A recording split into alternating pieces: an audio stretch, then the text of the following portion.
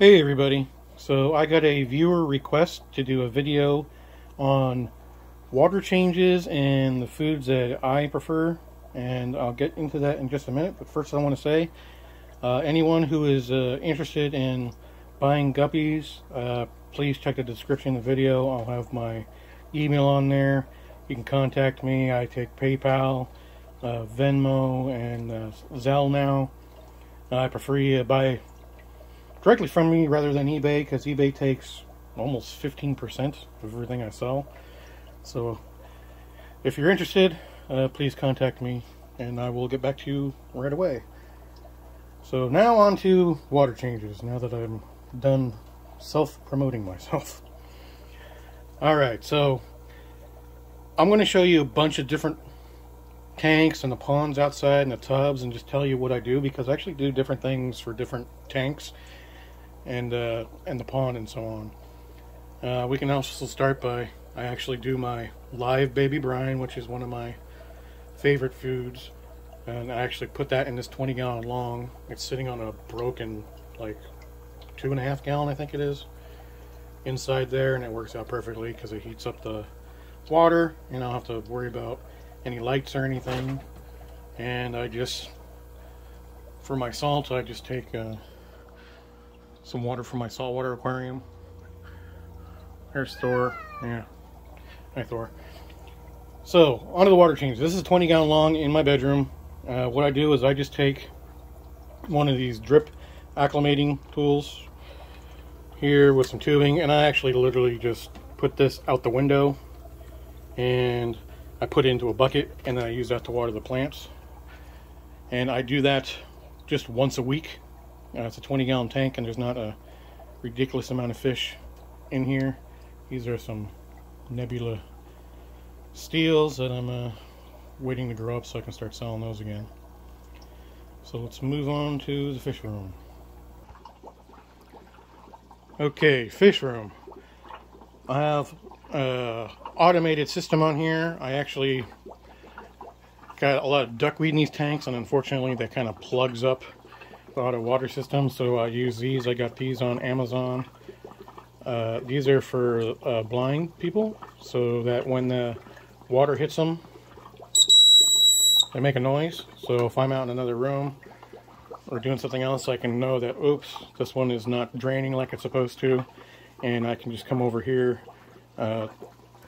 siphon some water, some air out of my overflow system, and then the water will drain down. I'll show you guys that. They're all in the back of these tanks here.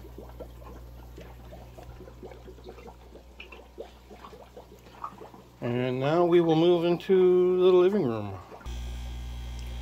So here is the 150-gallon, 155, I don't know, whatever it is exactly. This tank has a ton of plants. I actually trimmed this like crazy. This was a jungle in here, and I took the plants and put them out into the tubs to give some more cover for some of the fish. This tank, I do water changes maybe once a month. What I did was I tested the water like every other day for like weeks and weeks, and literally it was 5 or 6 months before the water parameters even started rising a little. So I don't have to change the water, maybe once or twice a year, but you never know what might happen, so I just do it once a month anyway, just to change up the water, and makes me feel a little bit more comfortable. This tank has an FX6 on it, and it has a drainage tube, which I drilled right outside. So I drain my water straight up into the yard, and it waters my Brussels bottle brush nose plant. I don't know what it's called exactly. Alright, now let's go outside. Okay, I'm out here at the 1,000-gallon, and before I start talking about the water change on this, I'd just like to emphasize, you really want to test your water every day, every other day, and just see when the water starts getting like high in well, anything really, nitrates, nitrite, ammonia. Hopefully you don't have any of the nitrates, but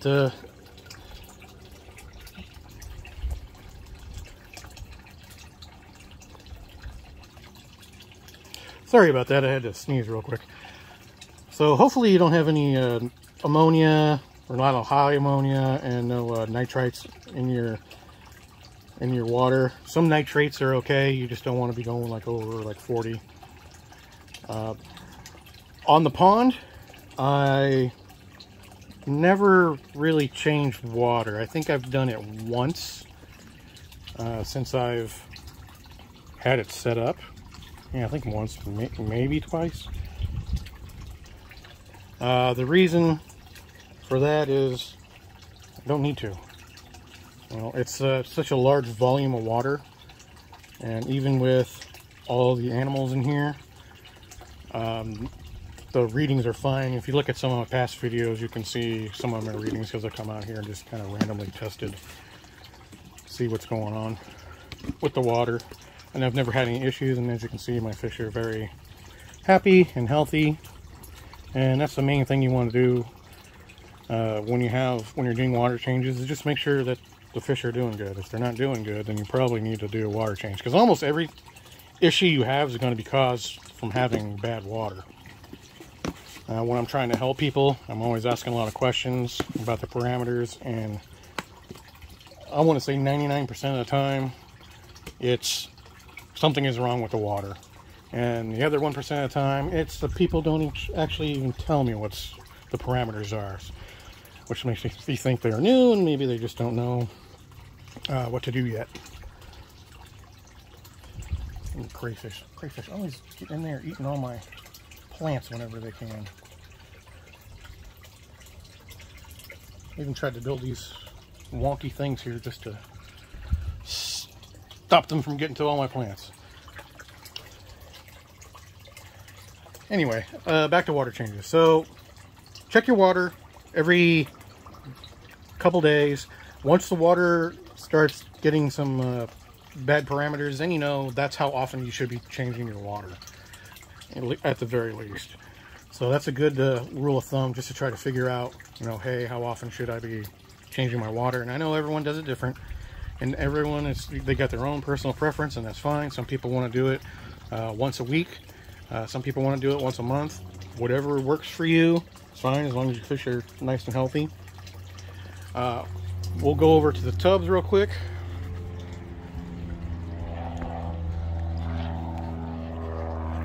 Haven't had any raccoon action lately.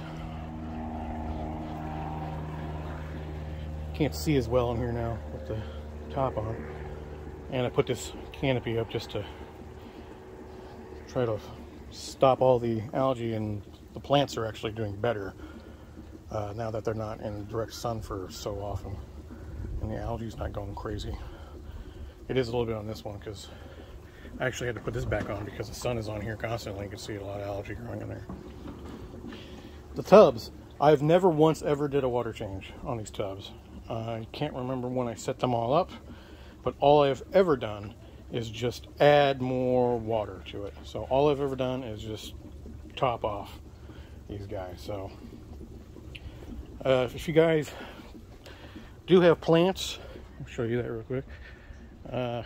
Use some of that water.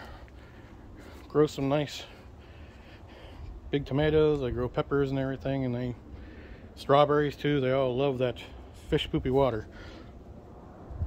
So now we will move on to fish foods. Alright, back to the 1,000 gallon. This is what I was just feeding them. I like cobalt. The reason I pick flake foods is just depending on their crude protein percentage. I find the higher the better for the guppies. So this one is at 44%, which is pretty good. And we'll move on to some other. Okay, we're at my freezer in the garage here, and I like to mix up different frozen foods. I'll give them these frozen cyclops, the Daphnia, rotifers, and there's even, I even give this to them, P.E. calenus, probably pronouncing that wrong, but they like it, and of course some frozen baby brine shrimp for when I'm lazy about not making live brine shrimp. These guys here, those are actually for the crayfish. But those are all the foods that I generally feed. The only other thing that I also feed is aquarium cobops, baby food. I forget what exactly it's called, sorry. I don't even have a label on the package, so I can't even go and look at it. But it's meant for little baby fish. And it's high protein content, and they really like that. Even the adults go crazy for that stuff.